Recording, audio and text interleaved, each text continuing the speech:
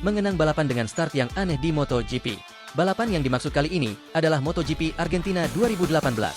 Balapan awalnya diputuskan dalam kondisi basah, namun kemudian trek mengering dan hujan tak lagi turun. Akibatnya ada penundaan start.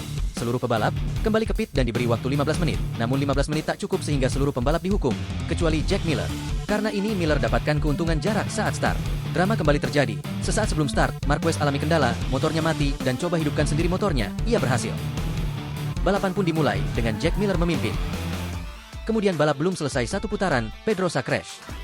Walaupun start terdepan, dengan posisi lumayan jauh Miller kesulitan menahan serangan Marquez. Marquez memimpin pada lap 2 ini. Marquez memimpin jauh mulai lap 3 ini.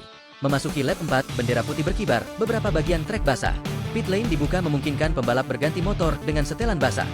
Memasuki lap 5 konfirmasi hukuman untuk Marquez karena aksinya sesaat sebelum start tadi, yaitu Marquez seharusnya start dari pit lane, namun ia tak mematuhinya. Marquez pun dapat hukuman ridetro. Memulai lap 6 Marquez jalani hukuman. Miller kembali memimpin Marquez setelah jalani hukuman kembali ke trek di posisi 19. Marquez mainkan mode ngotot untuk kembali kejar Miller jauh di depan. Menjalani balapan kali ini dengan kondisi trek tak menentu, terlihat banyak pembalap yang tampil sangat hati-hati. Namun tidak dengan Marquez, bahkan ia catatkan fastest lap dan bersiap salib Alex Espargaro.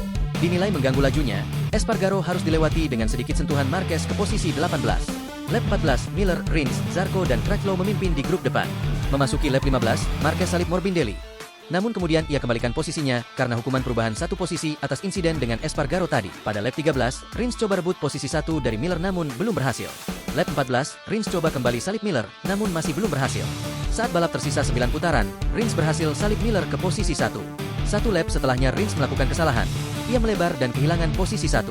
Dan membuat Crutchlow lakukan salipan combo ke posisi 2. Balapan tersisa 7 lap, kamera berfokus pada Marquez yang sudah berada di posisi 7 setelah melewati Dovi.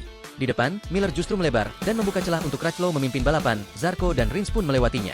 Saat balapan tersisa 5 lap, terlihat Marquez mulai ancam posisi Rossi.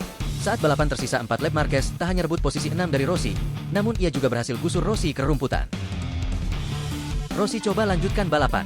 Skor 1 sama untuk saling guling-gulingkan di Argentina. Kemudian Zarco berhasil memimpin 2 lap tersisa. Crutchlow rebut posisi 1 dari Zarco.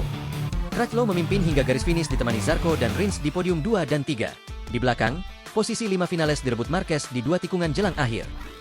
Setelah balapan, Marquez merasa pihak yang muda dan bersalah mencoba datangi pada tim Yamaha.